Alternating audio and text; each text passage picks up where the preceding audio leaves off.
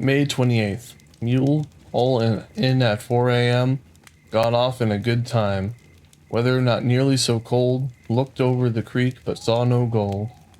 But any quality of beaver workings, trees 4 feet round, have been cut down by them. Passed through a tract of lightly timbered land and open grassy valleys. Crossed a small creek about 8 miles from camp.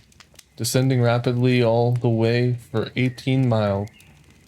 Came on to the top of a high basaltic mountain that seemed to offer an almost perpendicular descent into a deep gorge or canyon. I rode on and left, but discovering no better place, down we went. How the mules managed to scramble down to the bottom without falling head over heels, I know not, but we got safely down. I believe it would have been utterly impossible to have got up and over a second time. Through the gorge ran a large, swift stream called by the Indians Wychus Creek, in which we found a good fording place and got over it. Safely camped with them about a mile below the place we forded. The camp was completely shut in by almost vertical cliffs of basalt and tufa, covered thickly with what I take to be ancient river drift. The cliffs were, I should say, quite 100 feet high. The great black butte down with which we scrambled was a volcano, and an active one too. Not a very long time ago, streams of lava, just like slag that had run in a molten state as if out at a huge glass furnace, reached from its summit to its base, and the red cindery earth on either side this congealed stream told plainly enough how fearfully hot it must have been. One would imagine this district was entirely volcanic, the great desert waste to be crossed being composed of pumice, scoria, and ashes. Perhaps these lesser hills were a safety valve to the more conspicuous mountains in the Coast Range of British Columbia and Washington Territory. Mounts Baker, Rainier, St. Helens, and others. Several pillars composed of a kind of conglomerate quite away from all the surrounding rocks stand as if man had hewn or rather built them. Ghostly obelisks that have a strange and unusual look.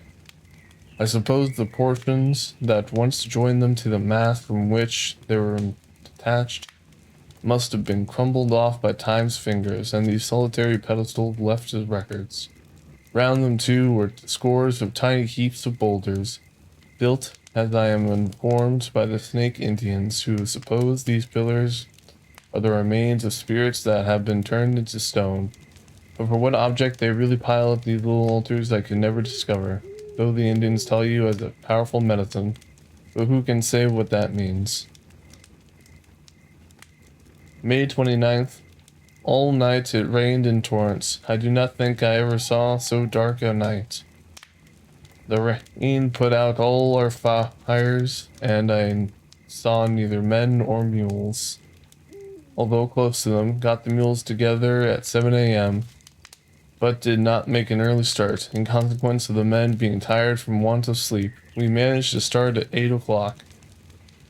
Our first task was to get out of the gorge. It was the most tedious and even dangerous job, for the ground was loose and constantly broke away from under the mule's feet, but at last we managed to scramble over the top.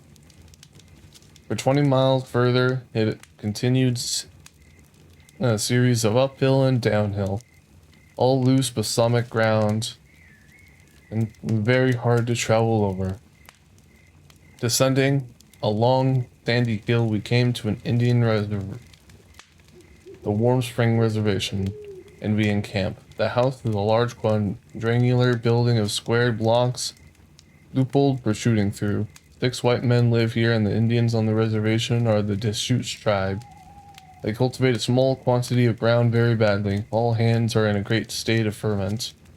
A band of Snake Indians have just made a raid on the reservation, driven off 17 head of stock, and our hourly expected return. This is cheering, considering I must pass the night here, but luckily, no Indians came.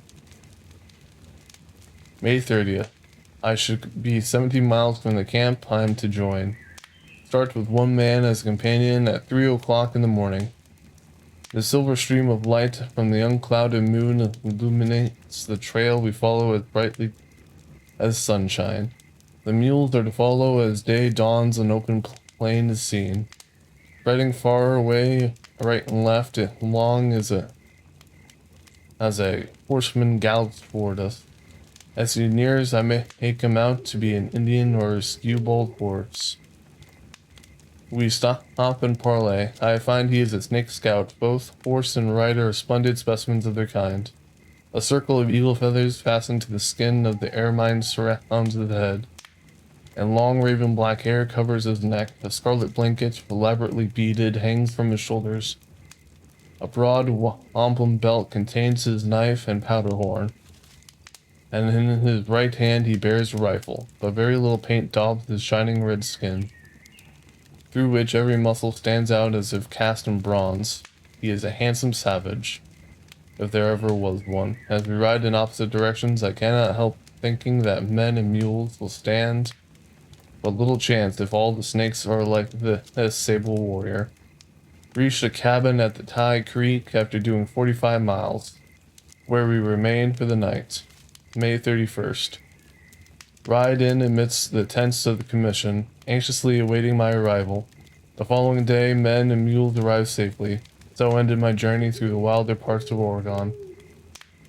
Having accomplished a hazardous, wearisome journey, making my way a distance of several hundred miles without any trail, or if any, simple trails used by Indians to reach their hunting or fishing grounds. Sleeping during the whole time in open air, a saddle my only pillow. Apart from the anxiety, harass, and want of rest, and the necessity of guarding against the hostile Klamaths to save the mules and our scalps, we all enjoyed the journey thoroughly, not even a cold resulting from the exposure.